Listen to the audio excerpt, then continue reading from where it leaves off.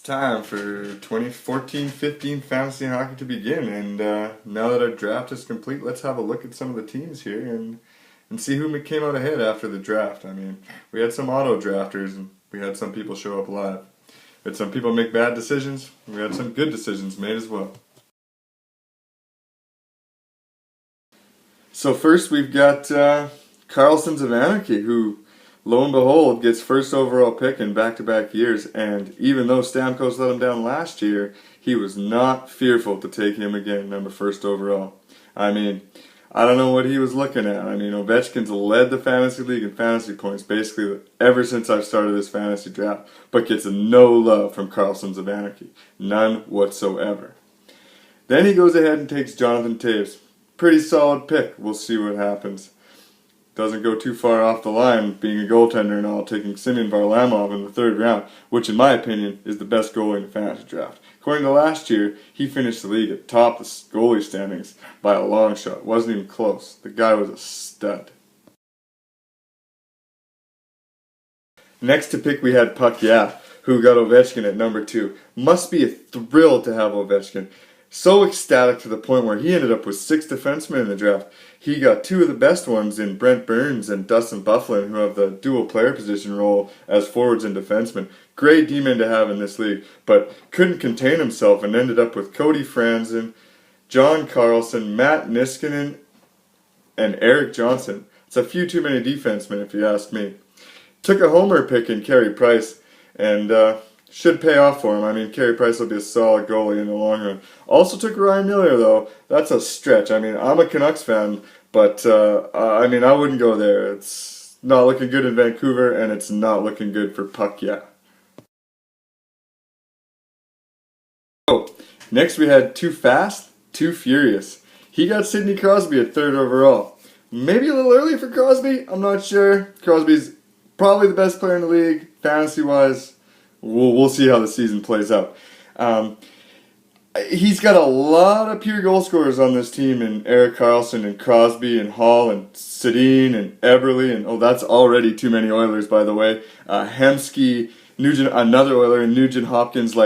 I mean, he's going to be ecstatic with the point production as far as goals and assists goes with this team, but I have a feeling by the end of the season, he is totally going to be begging for somebody to make a hit. I mean, penalty minutes, I don't see anybody on his team. Maybe Zach Kassian, but Zach Kassian plays in Vancouver, and you know me, I'm a Canucks fan. There's nothing going on in Vancouver. Next on the clock was Sean's team, and Sean, he got Corey Perry in the 4th overall spot, who's a good pick, a guy that's got a chance at 50 goals. I mean, he'll be a good fantasy player for him for the full season. Next, he took Phil Kessel, which is, I don't even know what to say. Not a huge Phil Kessel fan. He's never really been a fantasy guy. He might score 40 goals. So hopefully he gets there and has some fantasy value for being a second-round pick. Then he took PK Subban, the high-paid man. I mean, most of the time when guys get their money, they kind of walk away and don't perform too well. So hopefully that's not the case with PK. Then Sean got, my favorite, Sergei Bobrovsky. This guy is an absolute gem. He doesn't play for the greatest team, but he faces 50 shots a game. He saves 48 of them every time, and, he gets his fair share of wins. So that's a pretty solid pick. Bobrovsky! Next we have Sagan Genesis, who's my team, and I must say, this might seem like I'm floating my own boat a little bit, but I feel like I got the best first 3 draft picks. My first through third round might be the best with Ben, Sagan, and Kunitz. However, did I hit the floor when I made my 4th round pick? I mean, there was some solid D-men out there, Zdeno Chara was still out there, and I went ahead and took Ollie Ekman-Larsson. I must have fell asleep. I'm not sure. I mean, it's almost embarrassing, the pick that I made. Then I had to go ahead and take a goalie because I waited too long, and I got Corey Crawford. So, I mean, I hate the Blackhawks, but they're a solid team. Hopefully Crawford can get some wins for me, though he's shaky at best. Next, we've got Doan syndrome, and without a doubt, he's probably happy to have Drew Doughty. I know that pick was coming up on me, and that's why I panicked and got Ekman Larsson, because I was all lined up to take Drew Doughty, and he got snagged up right in front of me. So that was a solid pick in the fourth round by Doan syndrome. Before that, he's taken Nathan MacKinnon, which, I mean, solid player, pretty solid fantasy guy. However, you know, sophomore jinx. I mean, hopefully that doesn't happen with MacKinnon this year. He was a pretty good player last year, so but I'm not sure if he was worthy of a third round pick. In the second round, he took Jonathan Quick, who, I mean, the Kings win cup after cup, and they're in contention every year. He'll be a top goalie, so that's a good pick in the second round. And then with his first pick, he took Ryan Getzlaf. You know, if I was him, I'd be, you know, trying to either make a trade to get Corey Perry or somehow trading Getzlaf away, you know, for something. But, you know, because Getzlaf's pretty good, but without Perry, it's just not the same. Oh, Unicorn and Rainbows. Solid, I believe, 7th, 8th, maybe 7th overall pick, Evgeny Malkin. I mean, this guy perennially finishes right at the top of the league in points scoring. So to get him late in the first round, I mean, that's a pretty spectacular pick. I would be ecstatic if I was him. Next, he took a goalie in Henrik Lundqvist. I mean, not much needs to be said about Henrik. He's generally a pretty solid goalie in fantasy. Next, he took Anze Kopitar. I mean, I'm not a huge fan of this pick. I mean, Anze's a good player and everything, but fantasy third round, you know, 2 + 2 isn't 4 in this situation. On a side note, I mean, he's got the Egyptian. I mean, Mike Ribeiro, this guy, he puts a smile on my face. I mean, every time I see him score, I just see him doing the Egyptian dance.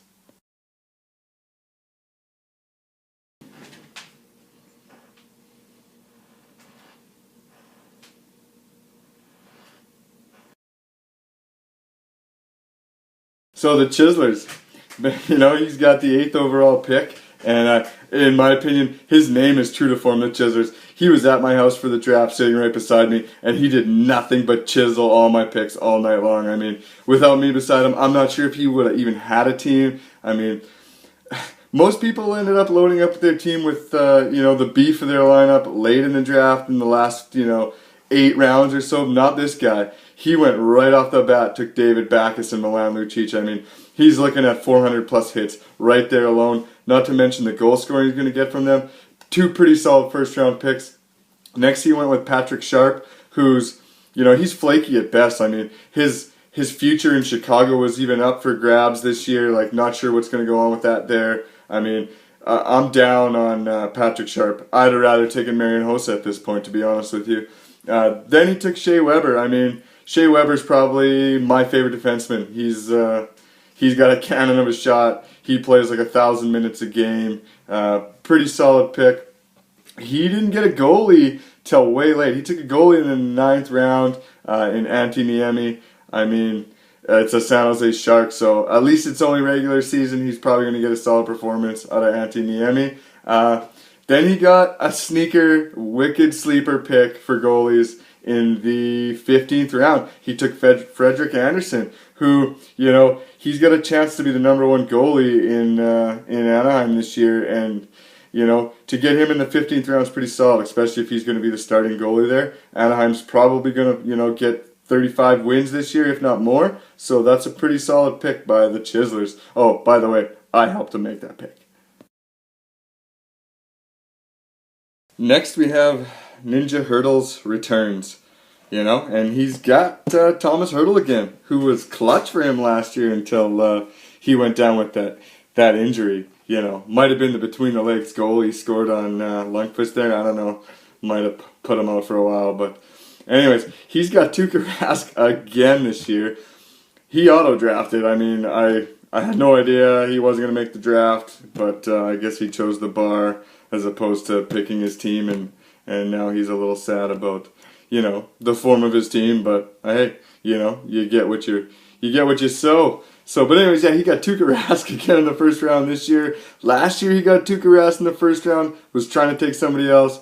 You know, his fingers got in the way and he made the wrong pick last year, so I feel like it's only fair he's got him again this year. I mean, it adds up. Then he's got Patrick Kane, who's a fairly prolific scorer, playing in Chicago. He's probably going to do pretty well for him. Then he took Logan Couture, who, in my opinion, might be the fantasy breakout player of the year this year. I'm high on Couture. I hate San Jose, but I'm high on Couture. This guy is he's got the goal scorer's touch. I feel like he has a chance to break the 40 goal plateau, maybe even get close to 90 points this year. Should be a solid player for him. Then he's got, some scabs, but he's also got some solid players taken later in the draft. He got Corey Schneider late. He's got Patrick Marleau to team up with Couture. Then he's got Parise and Vanek, who are, both going to be fairly, 25-plus goal-scoring guys. So, his team looks fairly solid considering he was at 9th pick and auto-drafted. I mean, the only thing I see that he's lacking here is he doesn't really have anybody, throwing the body around or taking any penalty minutes. Next, we've got Boycott Ben, and, I'm not going to lie. This team's got auto-draft written all over it. I mean, Claude Giroux and John Tavares will be good players for him. But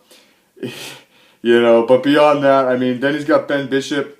Solid goalie, probably not worth a 3rd-round draft pick. But beyond that, then you got Pavelski, Nash, Skinner, all guys especially Skinner and Nash, both coming off concussion-plagued seasons last year. Nash even said in the media this year he's timid about body contact and stuff, so that's not looking good going forward. Then he took Joe Thornton, my most hated guy in all of hockey. This guy is such a plug. I mean, not worth the draft pick in my opinion, but ended up taking him in the 7th round. Then later in the draft, I mean, the best player I think he's got for bargain is Pascal Dupuis in the last round.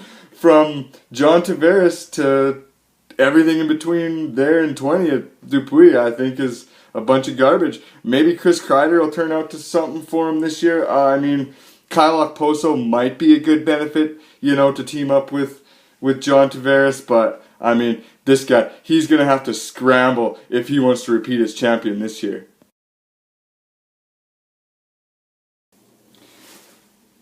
With a possible relocation to Winnipeg, the coldest climate on the planet, on the horizon, will we see a relocation, or will we see Sean Avery's sloppy seconds make an appearance in Week 2 of fantasy hockey?